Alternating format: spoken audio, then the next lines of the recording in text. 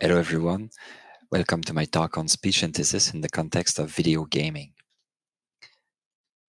My name is Marc-André Carbonneau, and I am an R&D scientist at Laforge. Laforge is a research lab at Ubisoft located in Montreal. Before working at Ubisoft, I worked for 10 years as an electrical engineer, and I did a PhD in multiple instance learning, which is a flavor of weakly supervised machine learning. For the last 3 years, I've been investigating speech synthesis for Ubisoft. In this talk, after a quick introduction, I will describe all the steps required to put speech synthesis in a game, and I will end the talk with some closing remarks. So let's start by defining what I mean by speech synthesis. So simply put, speech synthesis, it refers to the generation of speech by some sort of technology. The most common type of speech synthesis is software-based text-to-speech. On your right, you can see an older approach from the late 30s that relies on a mechanical system. In that case, a speech was produced by operating a machine through a keyboard and a pedal by a human operator. If you are curious, you can scan the QR code and you can see it in action. So what makes the gaming context different than the typical application that you encounter in like your personal assistant or on your phone or a GPS? In fact, I guess the main difference is that in a game, the synthetic voice, it needs to cover a much wider variety of speech style. The character in the game, they need to convey more extreme emotion, and they need to be able to shout, to whisper, and to speak in the proper manner for the context. Also, sound quality and naturalness in the synthetic voice sometimes needs to be maybe better than for a GPS or an automated phone system. And finally, the character need to be able to laugh or grunt in pain and other stuff that happens in video games that don't happen with voice assistant. Before going further, I would like to take a quick break to explain my goals for the presentation. So I guess my first main goal is to share with you some hard-earned experience knowledge, some hard-earned knowledge through experience. I hope that this information will be accessible for everyone. As a second goal, I would like to help you align your expectation with reality. Most people I meet, they are either like the guy on the left or the guy on the right. Speech synthesis can prove very useful in many contexts, but it's not the solution for everything. Certainly not a silver bullet. So hopefully after the presentation, you will be at a more sensible location between both of these two guys. Finally, I would like to direct you some precious resources if you ever want to dig deeper in one or another aspect covered in this presentation. I guess I should mention that the presentation is not about deep technical detail on how to train machine learning and how to a machine learning model and how to implement them. But of course, if you have questions, you can feel free to ask them on the chat or contact me after the talk. All right. So now let's go over some use case for speech synthesis in the gaming industry. It's been a while now that people have been using speech synthesis to create placeholder during game development. So a placeholder is just a temporary sound file that is used while you develop the game while waiting for the final recordings. This enables the programmer to develop and debug with actual WAV file that they can play and test. Also, the temporary line that you get, they are useful when you want to iterate, the narrative team want to iterate on content, then they can listen to their dialogue and see if it works or not. And finally, it's always nice when you do internal demo to be able to have a bit of voice in your test. Another reason why it is used is for accessibility. So it is used to read out loud some menu items or the chat for people with visual impairments. As you know, the open world games are getting bigger and bigger each year. A typical AAA game contains more than 100,000 lines. On top of that, you have to multiply by the number of supported languages. So this amounts to like a colossal task. So if we want this world to keep inflating, then we will need to find some practical solutions. So maybe speech synthesis can be one of these solutions. So, okay.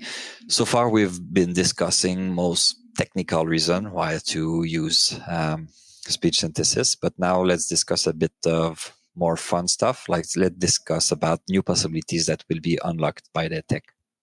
First, it would become much easier for you to iterate on live game content. You can imagine that you could add new lines every week on all characters and make your game evolve organically without having to plan ahead too much with session planning and all the time that it takes. So it would enable you to iterate much faster. Also, then you could also have lines that are generated specially for every individual player. This will enable to adapt the content for each player, and they would have like their unique game experience, or you could adapt the narrative content to their play style, their preferences. You could also supply voice mask that would allow player to have different voices for their character, or even have their character speak with their own voice.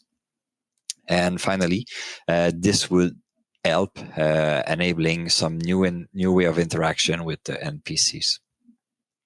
Imagine that if you could just talk and speak with the in-game character the same way you would with a friend in real life. So that would be like taking narrative game to a next level. Of course, there is a very difficult part that is tackled by natural language processing. The system, it needs to understand what you have been saying, make sense of it, come up with a correct answer. And then if you want to hear the answer, to speak the answer, then you would need a speech synthesis system. It might sound a bit like science fiction at this point, but maybe I should remind you about a demo that Google made 3 years ago. It was Google Duplex. In fact, it was exactly this idea. If you have heard the demo, or you may remember that it's an artificial agent that calls to make a reservation on a restaurant over the phone. It's a very natural and unscripted conversation, and in the end, he got to get his reservation. So if you have never listened to it, or you would like to listen to it again, you should scan the QR code on the slides and go check that out. That's pretty cool. All right, so now let's see how it works. But as I promised, it's going to be at a very high level, very simple thing, non-technical. For the remainder of the talk, I will mainly focus on text-to-speech, because it is the most widely used type of speech synthesis. So let's see how we go from a text line to a speech file, a WAV file. First, we need to massage the text a little bit. We need to replace the numbers by their textual transcription and expand the abbreviation. And sometimes you have to deal also with a bit with punctuation. Then you want to make the job easier for the next step. And it's often better to translate the letters into phonemes. Phonemes are symbols that represent sounds that we make when we speak.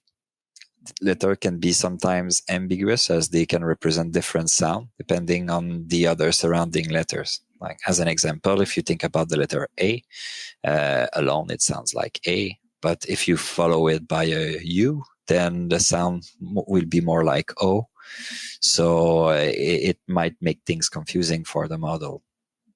So it's not always necessary to do this phonetic translation, but generally you will get better results. And from our experience, it's even better to train a model with a mix of both. And then the next part is the acoustic model. Its job is to translate the strings of character or phonemes that you have into parameter frame. Each of these frames, they will represent a recipe to recreate the sound. So there's many type of parameter that you can use. You have like a pitch curves, voice on voice flags, some LPC coefficient, MFCCs, and most recently, many system use spectrogram directly.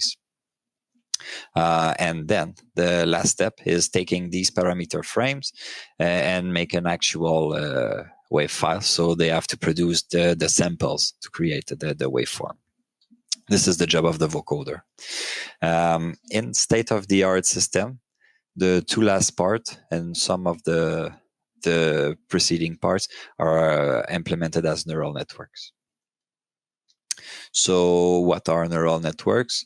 Well, they are complex. You can see them as complex, configurable function that needs to be trained. This is what we call the training is the configuration of this function, and they are configured by looking at examples. So this is a very, very high level and simplified explanation, but I think it's going to be enough for the rest of the talk. If you want to dig deeper on this subject, I recommend that you just scan the QR code of the bottom of the page. It's a very nice book on deep learning.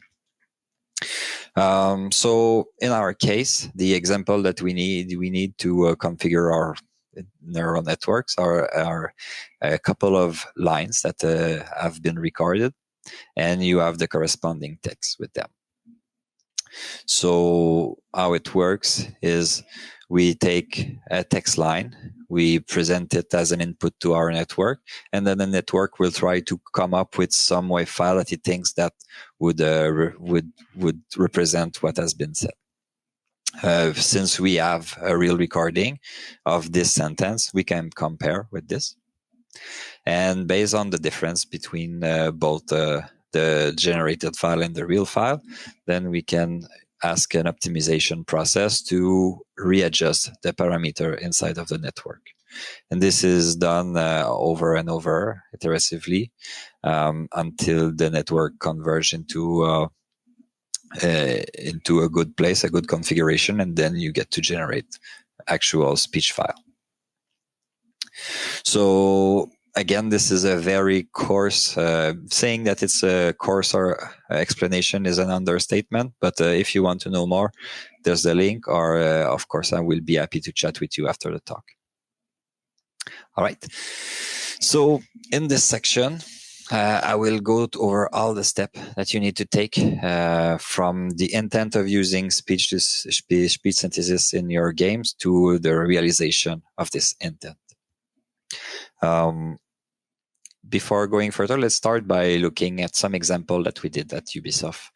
This first example, we did it 2 years ago, and it's actual footage from that was shipped in the Assassin's Creed Odyssey Discovery Tour. The Discovery Tours, they are companion game that contain like a historical fact. It's like a guided tour in a period of history that correspond to the one of the main Assassin's Creed game. In each of the Discovery Tour game, there are different tours with different subject. So one of these tour was entirely made with the speech synthesis. So this is the first part of the video. This is an example from this tour.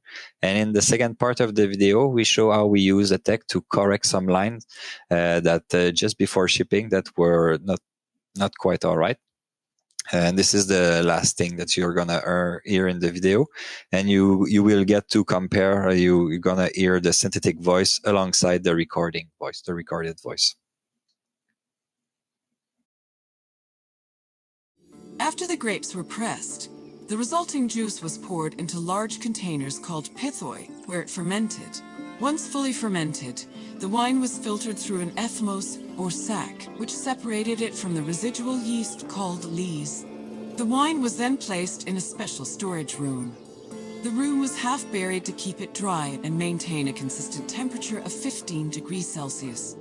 These measures ensured the wine wouldn't lose any of its quality before being shipped to market.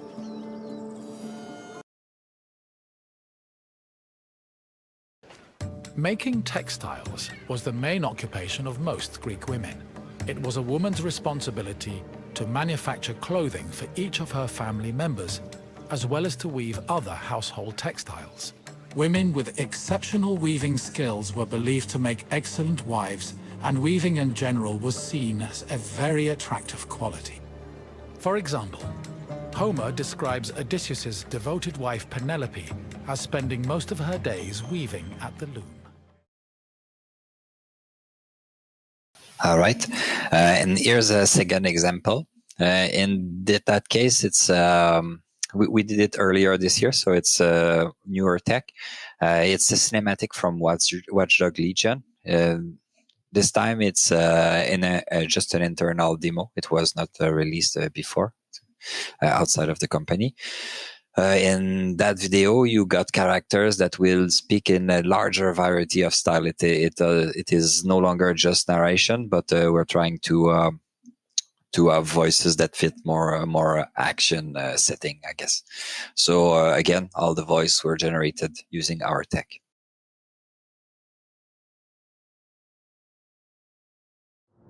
Ah, London, what a town! History around every corner, and a tourist photographing it.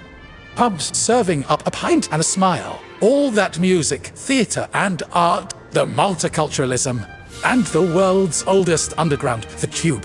The class of cities, really top-shelf stuff. Only took 12,000 years to build it up, and one night to tear it all down.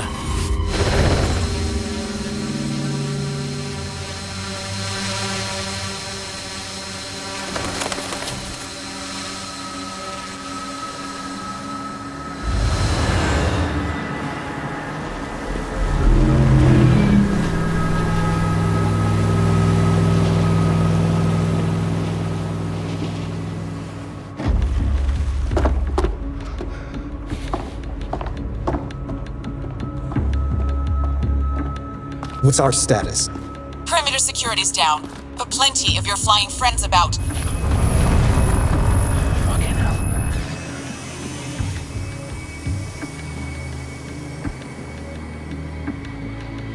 Dalton, no time to waste. Yes, ma'am.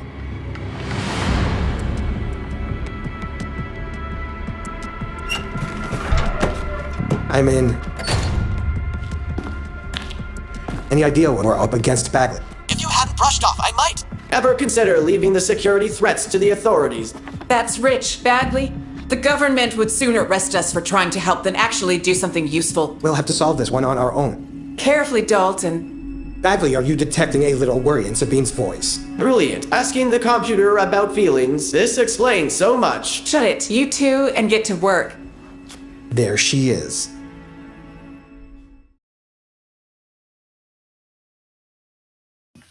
All right.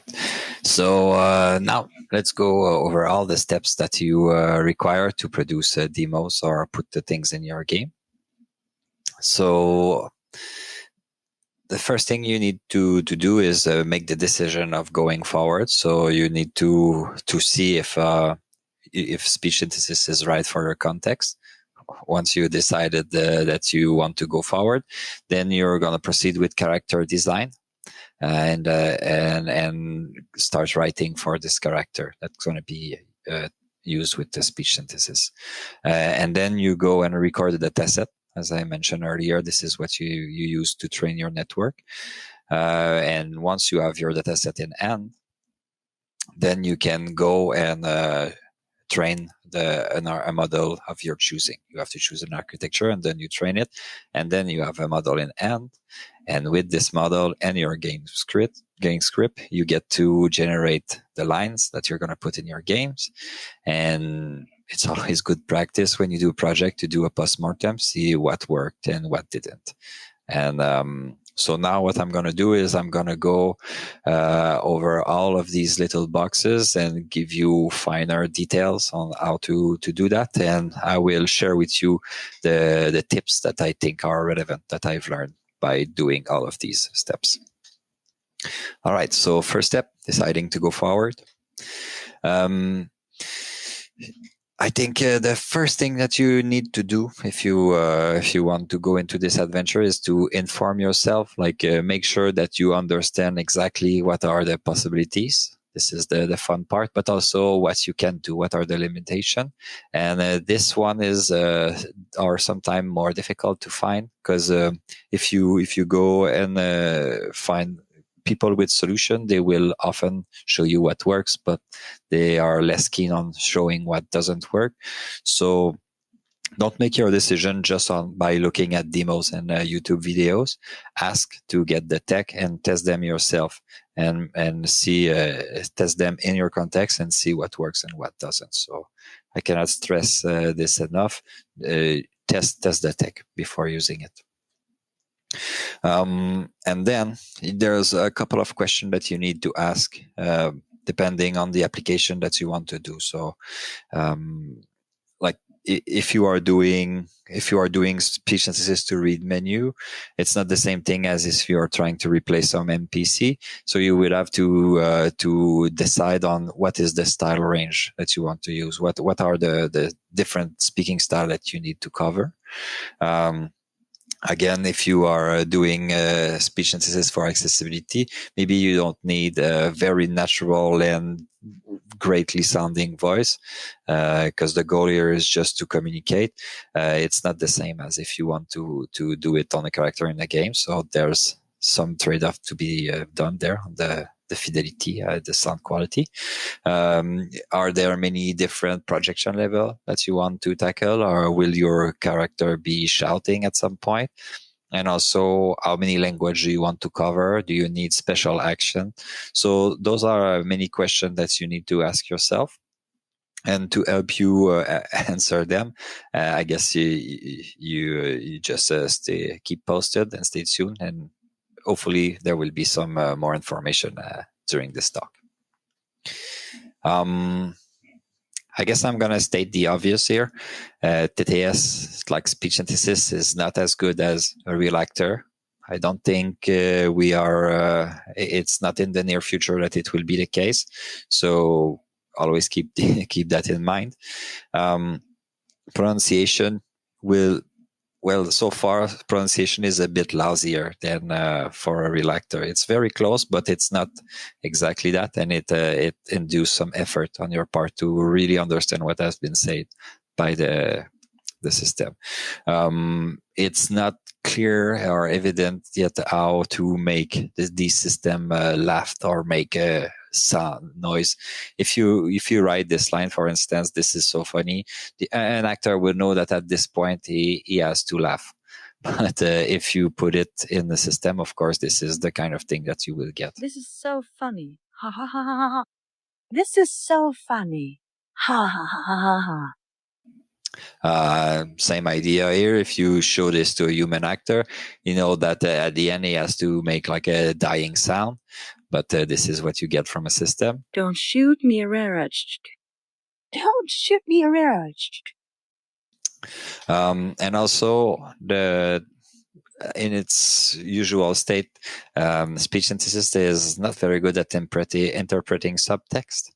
So those are two lines. There's a ah. They are written the same, so it's the same for the model, but a human actor will know that there you are is not the same as this is so disappointing. So it's not the same sound, but it's written the same. Human can make the difference, machine not so much. There you are. This is so disappointing. All right. So if you decide to go forward, then it's time to design your characters. So if you've noticed so far, I made an effort not to use the word emotion that much. I was always talking about speaking style. And this is because speaking styles are much more than just emotions. There's, of course, anger, happiness, and all of this is going to affect the way you talk. But there are other things to consider, like at the projection level. It's if you whisper or if you talk to a person, it's not going to sound the same as if you are shouting. There are the expression. If you are asking a question, then you're going to do something different with your prosody, the melody that you do with your sentence. Usually you're going to raise the pitch at the end, like, do you understand what I'm saying? And also there's the context. If you are a hockey game announcer, for instance, you don't speak the same way as a person in the street, and being an announcer is not an emotion. So that's why we usually use a speaking style. It's easier and more precise. So let's play a little game. Because I think that defining speaking style is very difficult. So let's play this game and see if you agree with me. So I'm gonna play 3 sentences, and all you have to do is in your head name the style that the person is using. I am speaking in a style, and you have to name it. I am speaking in a style, and you have to name it. I am speaking in a style, and you have to name it. So it's pretty difficult. Maybe you came up with some word. So let's put the game in hard mode. Now what you have to do is to think about all the styles, these types of style that you want to cover in a game that will appear in your game. So it's pretty difficult. Name and think about all of them. And then if we go into the difficulty mode, goes into nightmare, is you go and agree with your colleague on a list of styles and what each of these style name means. So it's difficult, but don't despair. There's hope, and I will give you at least one idea on how to circumvent this problem later. So some little tips when you write for TTS. You have to keep in mind the limitation of the system, the test. So avoid writing long monologues. The way the TTS system is trained is with a disconnected sentence. You have one sentence, one speech file. So it generates files one at a time, but in a paragraph, usually the prosody is influenced by the preceding sentence and what you're going to say next. So if you do long monologue, then you're going to have to glue together different sentences that are not linked together, and it's going to sound a bit less natural. Make sure you can edit phonemes. In the example of the Discovery Tour, we had some Greek words that were not in the dictionary, and we certainly did not train with them. So how do you pronounce autokratos and lenos? It's not that easy. So you need to spell these out if you want them to sound with the right pronunciation. And it's better that you are a bit more obvious with your intent in your text line. So if the delivery is not as you would expect or dreamed of with the speech synthesis, then it gets clearer if you add some textual cue. For instance, this is not what I expected. It's more clear that I'm not happy if I say this is not what I expected, you imbecile. Then you don't have to rely so much on the delivery of the line. You need to record your dataset. So this is very important, and it's true for many machine learning systems, is that the more data you have, the better will be your system. And there's quantity, and quality is also important. So make sure that you have enough of the example file and they are high quality. There are tricks to reduce the amount of data necessary for this. I will show you some later, but the rule stays the same: is the more data you have, the better your system is going to be. So here's some little tips when you write the script for the recording session, because you're going to have to produce some script that the people are going to say if you want to record the lines. Make sure that you cover most phonemes and diphthongs in your script. So there exists some script, predefined script, like the RVAR sentences for English, that were is just a list of sentences that cover most phonemes and diphthongs. You have the reference at the bottom. Also, mind the style of the writing that you're going to use. If you want to create a speech synthesis system for dialogue, do not train it on line from a book, because the way you say a line in a book, like the one there, it's not going to be the same delivery as the one from a dialogue line, and your system will learn to do exactly what it has been shown. So mind this. You should use your own script as much as possible, so this way your model get to practice on the words that you use the most.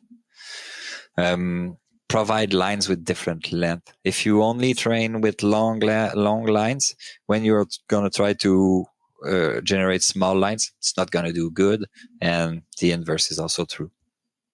Make sure you include questions, so this way your system know how to deal with the interrogation mark. And make it easy for the actor. Don't put some crazy words that you have difficulty to read and pronounce. So because you want to go fast, and that brings me to how you direct the actors. You want to go fast, so of course you have to make sure that the text match the recording, but do not strive for perfect pronunciation on every word. Like if there's something that is not optimal, it doesn't matter. Do another line. Don't repeat the same line. What you want is quantity, and it doesn't matter if it's not perfect. I'm saying this if you are recording for a machine learning based system. If you are doing concatenation, then it's another. So at that point, you need perfect pronunciation. Make sure you record all the styles that you want to cover. Ask for nuance, like ask your actor to change the mode of it. Not angry sometimes is not precise enough. Maybe you can stimulate the actor with okay, this time you're hostile or you're annoyed, not just angry, and you can give him some scenarios to help get new types of angry if you want. And also ask for different pace or different voice, like speak with a low voice, higher voice, and all of this. So this way you capture a lot of different styles. Make sure you respect your talent, your voice talent. So have good contracts that are good for both parts, and ensure that you can track the usage of this model. So this way you can honor your contract, and make sure that you protect your data and your models. So this way, you make sure that no third party can use these and like make you break your contract. All right.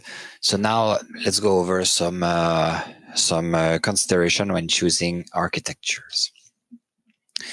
There are many things that you need to decide when you choose an architecture. Like in almost any step, you have many options that you can use. If it's in the front end of the text, for the front end that the text processing, the acoustic model, there are a lot of different options out there, different configuration and different machine learning models. Sorry. And then you have to choose a representation space, which type of parameter you're going to use, and which vocoder will you match with this, and what would be your output format. So there's a lot of technical things that you need to make choices on. If you don't have this expertise yourself, I strongly recommend that you turn to someone who can help you with this, because it's kind of complex. And making these choices is a bit like playing whack-a-mole. What you want when you are building a speech synthesis model, if you want good sound quality, you want the model to have like a clear pronunciation, sharp pronunciation. You want the speech file, often you want it to sound natural. So we refer to it as naturalness. These three objectives, they sometimes compete together, and they will certainly compete with more options that you will add in your architecture. Like if you want to have more style diversity, then you're gonna have to pay a little bit, do a trade-off with sound quality and pronunciation, and sometimes naturalness. If you want your system to go faster, then there's some approximation that you need to make that might hinder quality and pronunciation again. And also, if you are supporting different style, then you have to compute. There's some processing involved with the styles. So this is also a trade-off that you have to make. This is all in relation with the quantity of data that you have available. If you have less, then it's gonna play on the diversity of style that you can cover and sound quality again and all of this. So everything is related, and also the model are related themselves. Some model works better with others, and this will affect quality. And sometimes you will have to choose where you stop in training, if you prefer to have a better sounding model or if you prefer to have a nice pronunciation. So as you see, there's a lot of trade-off to do, and it can be complicated choosing stuff. But now that we know a little bit about what are the trade-off, let's see some typical architectures. First, there's the basic architecture, the one that we've been seeing from the beginning here. It's pretty straightforward. Input a text, get a WAV file, no control. So I guess one advantage of this is like it's simple, if we can say simple, but you have limited control over it. You can make it, tips that should not be forgotten is I strongly suggest that you investigate a post-processing step that you add at the end of your system. It will save you a lot of headache. All you need is a speech or signal processing specialist to see how we can extend the bandwidth or maybe remove some noise artifact and all of this. So this is an important step. Otherwise, you can augment the simple architecture that we had with an architecture that encode a speaker. So this way you can have one model that speak with different voices.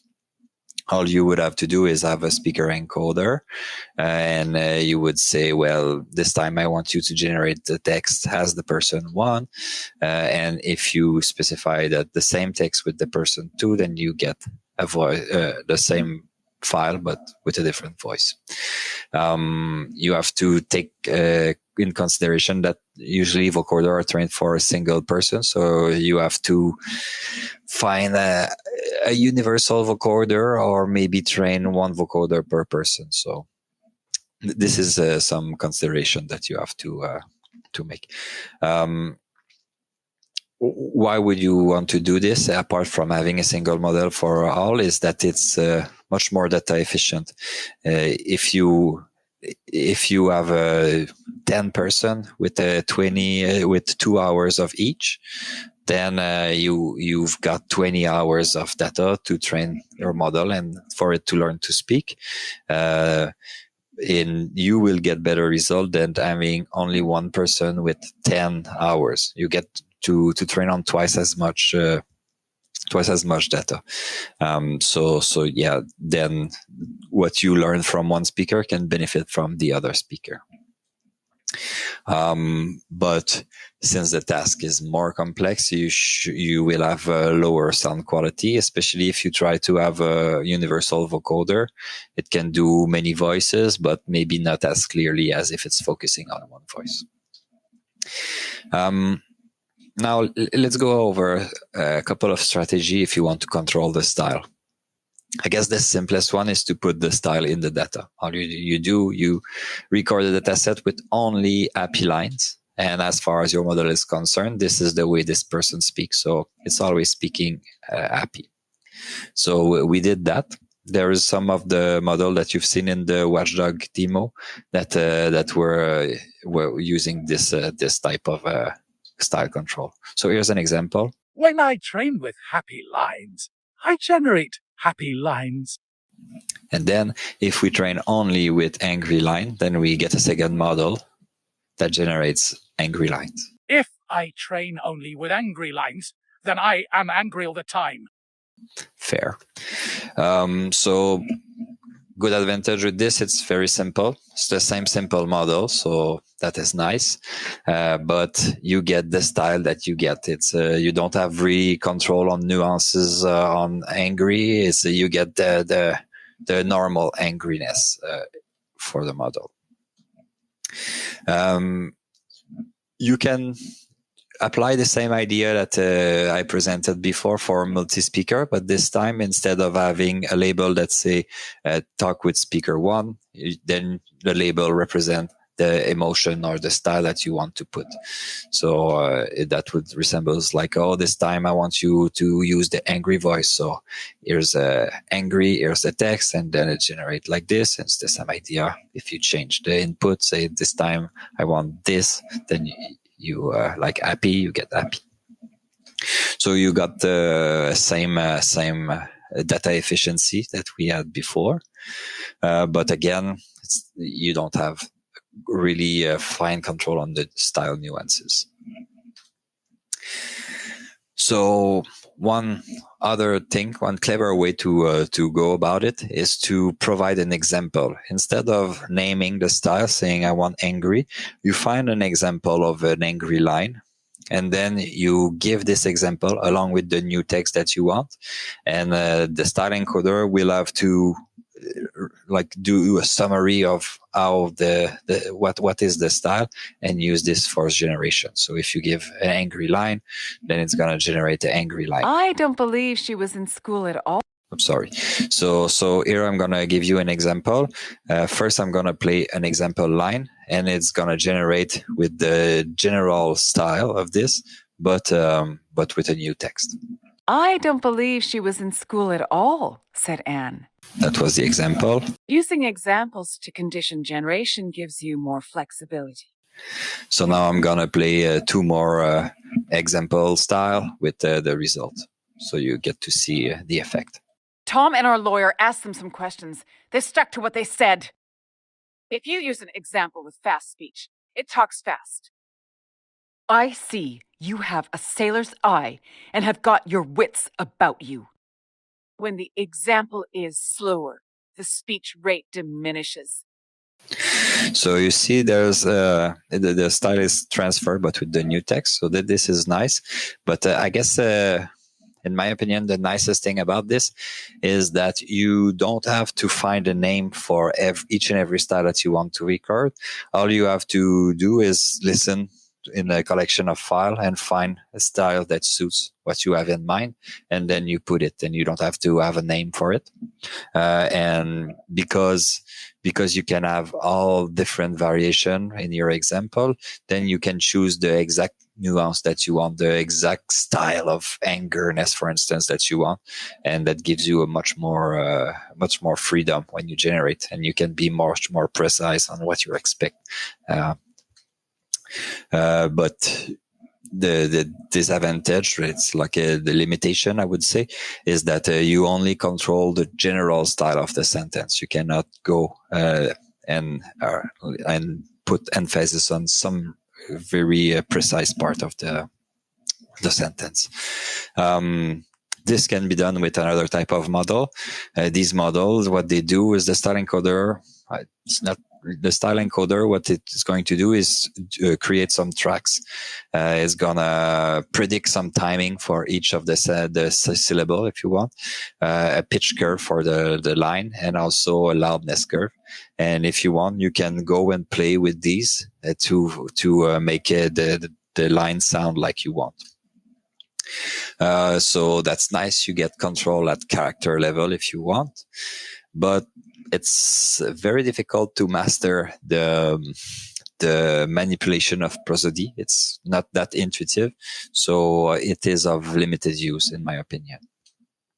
But what you can do is combine the last two ideas together, and then you get something powerful that you have a style example that you choose, and it will, from this style example, you will predict some curves that are already pre-tuned based on what you would like to have, and then generate with this. So in that case, you get both advantage. You get control on nuance. You've got also control at character level. You don't need to define the styles, but the implementation is a bit more complex, of course. Finally, like another way to go about it, it's voice conversion. In that case, you can see it as having a model that repeats a line, but with a different voice. So in that case, what you need to do is just find someone to say exactly the text that you want in the way that you want, and then convert it to your target voice. So one advantage of that is that you are not limited to only written text. You can synthesize other sound like interjection. You can do the type of O or A that you want in that case. But often the pronunciation is lousier than other like text-to-speech model, and you need a base performance to go to translate. So sometimes it's less practical. And I guess where the state of the art is mixing a bit of everything together, having a style encoder and a multi-speaker models, and something that people are kind of struggling with, but it's starting to work, is to be able to take the style from a person A and applying it to person B. Because if you've noticed before, when I was using example, it was example from the same speaker. So this works pretty good. But if you want to take a style from a man and like an angry man and create an angry voice from a female character, it's not gonna work so well. So this is something that the research community are working on. All right. So once you have chosen an architecture for your system, then it's time to train it. There are many things that might make it difficult. We spoke a bit earlier about the getting your hands on a lot of data, quantity of data, like in getting good quality, but also you have to process it, and it's sometimes non-trivial. You need to have some knowledge of signal processing. Training models takes time and resources. You need to have big computer with GPU. When we started 2 years ago, there was model that we needed to train for 5 weeks. So that limits the number of things that you can try to make it better, because you have to wait so long before you get results. And I did not really put this into the spotlight, but when you train, there are a couple of strategies that you can use to make it better. So some fancy transfer learning with freezing parts of the model, some different fine tuning on prediction or adversarial loss and stuff like this. So it can get pretty airy. So it's always good to surround yourself with the expert. Another thing that makes training difficult is to evaluate which model is the best. When do you stop training? When is it good enough?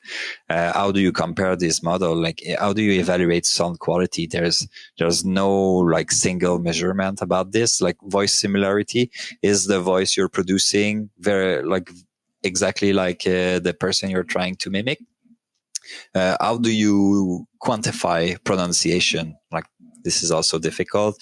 And how do you quantify naturalness? Those are very vague concepts. So it's very difficult to compare the model on these basis. And if you want to add one level of difficulty, if you are supporting 7 languages, if you are like me, you don't understand most of them. So it's very difficult to assess the quality of your model in language that you don't even speak. So yeah, it can get airy. The usual way that you would go about it is to conduct blind tests. So you make people vote for what they like most. There are different types of blind tests. I prefer Mushra test over Moss. There's a link at the bottom of this page if you want to go get more information about these types of tests. Something that we are learned the hard way: test your test before sending it at large. Make sure that your instructions are clear and that people understand what you're trying to measure. So this way you're gonna get the type of answer that you want from your test.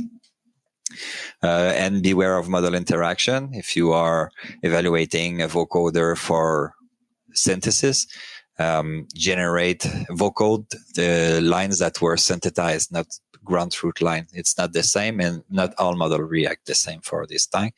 And make sure you hide the text when you ask people to judge, because if you have a visual aid, it will help your ear understand, and you're going to be more forgiving on pronunciation if you get to read while you listen.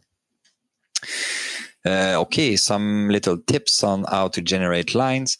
Do not underestimate the time it takes to generate lines. It's very, very long because you have to verify everything. And there are things that will make this matter worse. Like if your model generates slowly, then of course it takes more time to get your lines. If your model make mistakes more often, then you're going to have to ask for regeneration more often. And this, of course, takes also much more time. Maybe I did not make it clear, but the same model, most of the model, when you give them the same sentence, that they will generate different variation. So how you would go about this is you are going to ask for a text, and maybe it will make a mistake. But then if you retrigger the generation, this time it might get it right. So if you get it right more often, then you originate less often. So it goes faster. It's better if you have control. Local control, you get faster to what you have in mind. And also if you can control the phonemes, then if the model has problem pronunciating words, it doesn't do it the way you want it, then you can specify like with phonemes how it's supposed to sound. Then you don't have to wait. And also if you have a nice interface for choosing the style example, then you spend less time listening to stuff and finding the right style you want. So some other tips: supply a nice GUI to the person who is generating it. It's going to go much faster. When we started, we used to generate from Python script. It took a while. Avoid technical term if you're making a GUI. Pitch variance doesn't mean much to many people. Expressiveness, it might give you a better intuition on what you're really adjusting. Supply some pre-built recipes. Like if you have a pitch curve for a question, as I said earlier, like if you ask a question, the pitch go up at the end. So maybe you can have a preset that does that for you, so you don't have to know how to manipulate them. Always pre-generate several versions at a time. So often this system works in parallel generation. So if you pre-generate 5, then you can choose the best one out of 5, and you don't have to retrigger a generation and wait. And so it will make you go faster. Do not hesitate to do manual repair. Don't try to get the line right time after time. Sometimes just open your audio editor and cut the part or repair the part that did not work, and maybe you're gonna save a lot of time like this. Postmortem, in my opinion, are very important to take the pulse, see where you're at, and see where you should be going. And again, there are some tips that I can share with you on how to do this.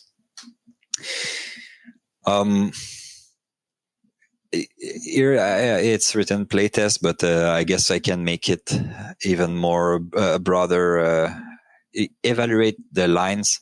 That's evaluate your tech in the intended context. So if you are making a game, you want to put line in a game, evaluate them in a playtest, because there are many things that can change the way people perceive the quality of your system. So we made such playtest, and I'm gonna share with you the result that we've got. So what it was a complete mission, a playable mission that we did on 10 players, which were not employees. So 10 players is a limited number, but still we still got useful information from this. So in this playable mission, there was one character, the quest giver, which was a synthetic voice, and the player voice was a recording. So they were side by side, which make this very difficult because you get to hear the difference between synthetic voice and recorded voice. And also, since it's the quest giver, the player has to pay attention to the narrative content because he needs the instruction to complete the mission. So we put ourselves in the very difficult position, and this was done last year. So we've got some new development that might not be reflected in this playtest. So I cannot share with you the playtest itself, but I generated a line using the same model that we used to generate line in the playtest. So we get to hear the type of line that was in the game. So here's an example. This is an example of lines generated by the models used in the playtests. You probably can hear some noise and artifacts. We worked on reducing their impact since then. All right. So what was the outcome of this? So 50% is 50% good, 50% bad. In fact, there was half of the people playing the test without being prompted about the audio file, that right by playing said, well, there's something weird with the voice. So they noticed it. Half of them noticed it and mentioned it. And the other half needed to be prompted, needed their attention to be put on the voice quality, so they would notice something. And for 3 out of the 10 person, it took three play session to notice something. We've learned also that getting feedback from people is difficult, because unless you are an audio professional, it's not evident that you will have the precise vocabulary to say exactly what you mean or what you hear. So this makes getting feedback a bit difficult. Surprising news and good news. The voice was intelligible. At no point they felt like it was difficult to understand what was said. They noticed that the voice, they said robotic, was like lacking a bit of life. The intonation were not strong enough, and there was no pause and hesitation as you would hear in a real speech. And mostly there was a background noise. Maybe you've heard it in the example that made it quite clear that there was something weird going on, and they said that it contributed to the robotic fields. Some maybe higher level conclusion is the player mentioned that if the voice doesn't sound natural, it hinders their immersion in the game. It makes them get out of it, and it's distracting. So it is a negative impact it has on player immersion. And they also mentioned that for them to be involved in the game, they have to be able to identify or empathize with the character. And if the voice is not crystal clear, if it doesn't feel natural, then it becomes more difficult for them to relate to the character and empathize with it. So that kind of point that if there is to be speech synthesis in the game, it's better to focus on less important characters, which makes sense. So some little tips about doing playtest. Testing your target content. I guess I made this point already. Mind listening condition. So supply correct gear to listen to stuff, because if you have a bad sound system, then it might mask problems. So then you're going to be maybe falsely happy with your tech. Do not guide the comments. So do not ask right off the bat, listen to the voice, wait until people notice. And ask for precision. If you don't understand the feedback, make sure that you understand exactly what the people are saying, because of this vocabulary that is difficult to nail.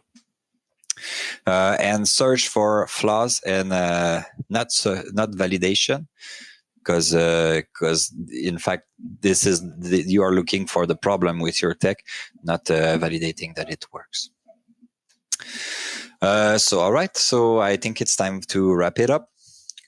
Before concluding remark, I just want to list things that I think are missing, and things that I know that are big research focus nowadays. So what needs to be improved on what we have already? We need to have like more solid model that will give you something good all the time. Because right now, I don't think it's a good idea to just put line without human supervision in a game in front of a player. I think there should be somebody listening to everything that you want to put in a game. So, and maybe one way to make it easier is to have some automatic quality control, having some means to judge if a line is good or not. So there is some research going on this, but I think there's still a lot of work to do. We need faster models if we want to get to the point where it runs inside of a game with a limited budget and have like a very high quality. There's a lot of good work already done on this, but I think there's still some step to take. Sound quality needs to be a bit better. I guess larger bandwidth. So far, the best systems are like you're generating around 24K usually, often 16K kilohertz sampling frequency. So maybe find a way to get to the usual audio quality, and then reduce the noise floor. Right now, the noise floor is quite high, and reduce the number of generation artifacts. But those were like things that we need to improve. And now what is missing, I think, to get the complete package for games, we need support for non-textual sound. Right now, it's very difficult to have a character laugh or having like a pain noise or a character dying. It's there's no speech synthesis, dying synthesis yet. So we have to focus our attention and find solution to get that. Regular speech, at least mine, is filled with hesitations. So now the text-to-speech synthesis, it doesn't really have this kind of natural feel. It doesn't breathe and it doesn't hesitate. So unless you write hesitation, if you ask an actor, you give him an idea of the context, like, oh, you are shouting on a crewmate on a ship. Well, the actor will know that, oh, I'm talking to a faraway person, and it's gonna change the way it speaks. So this is something that this is an example of thing that we need to support. And also, as I said before, we have to think of how to connect sentences based on semantics, and also get a better sense on what is the effect of speech synthesis on player, on general experience and listening fatigue. So if I make a quick recap, the three things that I would like you to remember from this presentation is that first, speech synthesis is coming and it can help you at many different things. It's a complex process. There's a lot of different parts, but I encourage you to learn a little bit about all these steps before blindly diving in. and I hope this talk was a good place to start. Also, the research is advancing fast. So what was not possible a year ago is now something, and you should always look for a new breakthrough. So maybe it looks a bit intimidating taking the big dive into speech synthesis, but there is a lot of resource that can help you. One exciting thing about machine learning is that the community is very keen on open source. So if you look a bit, you will find a lot of repo that can help you do a lot of cool stuff. I put some of them there, and to give you a bit of hope, there's a demo, a gaming mod that was made by a single person as a hobby, and he provides text-to-speech for modding Skyrim and other games. So I hope this can be a source of inspiration to you. So thank you.